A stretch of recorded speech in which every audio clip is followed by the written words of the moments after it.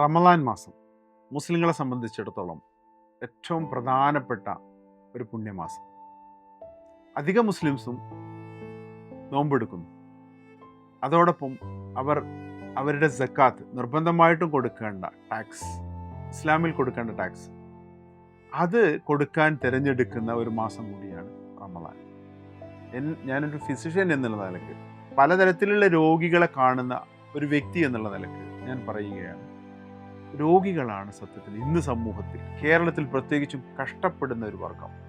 നോക്കൂ, സാമ്പത്തികമായിട്ട് ഇല്ലാത്തതിൻ്റെ പേരിൽ ആരും പട്ടിണി കിടക്കുന്നൊന്നുമില്ല കേരളത്തിൽ. ഉണ്ടെന്ന് പറഞ്ഞാൽ തന്നെ നമുക്ക് വിശ്വസിക്കാൻ പ്രയാസമായിരുന്നു. പക്ഷേ രോഗികൾ അങ്ങനെയല്ല.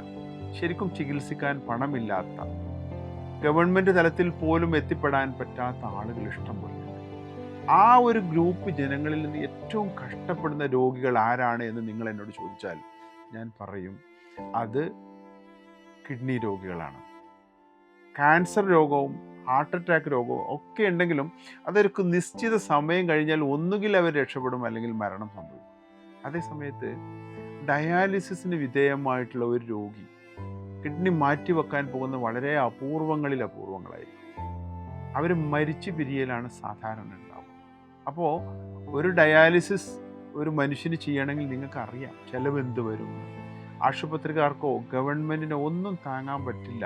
എല്ലാം ഫ്രീ കൊടുക്കാൻ ആരെക്കൊണ്ടും കഴിയത്തില്ല. കാര്യം അതിൻ്റെ കെമിക്കൽസും ഫിൽറ്റർ ചെയ്യേണ്ട ഫിൽറ്ററും എല്ലാം മാറ്റിക്കൊണ്ടേയിരിക്കണം.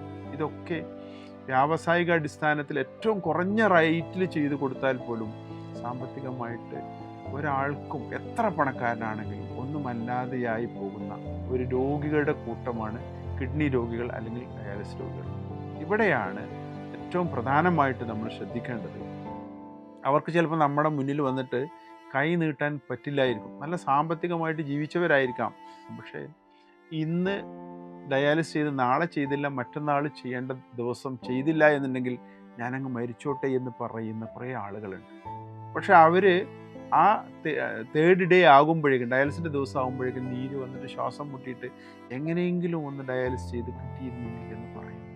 ഒരു ദുഃഖകരമായ കാഴ്ച പലപ്പോഴും കാണാനിടയായിട്ടുണ്ട്. അതുകൊണ്ട് നിങ്ങളുടെ സക്കാത്ത്, നിങ്ങളുടെ സദഖ നിങ്ങൾ അർഹതപ്പെട്ടവർക്ക് കൊടുക്കുമ്പോൾ ഏറ്റവും പ്രധാനമായിട്ട് നിങ്ങൾ ശ്രദ്ധിക്കേണ്ടത് ഈ രോഗികളാണ്, കിഡ്നി രോഗികൾ, ഡയാലിസിസ് രോഗികൾ. അവരൊരിക്കലും നിങ്ങളുടെ അടുത്തേക്ക് വന്നോളണമെന്നില്ല. നമ്മളവരെ തേടിപ്പിടിച്ച് വേണ്ട സഹായങ്ങൾ നമ്മൾ കൊടുക്കേണ്ടത് അർഹതപ്പെട്ട കൈകളിലാണെന്ന് ഉറപ്പുവരുത്താൻ ഈ കിഡ്നി രോഗികളെ സഹായിക്കുന്ന കാര്യത്തിൽ നിങ്ങളെല്ലാവരും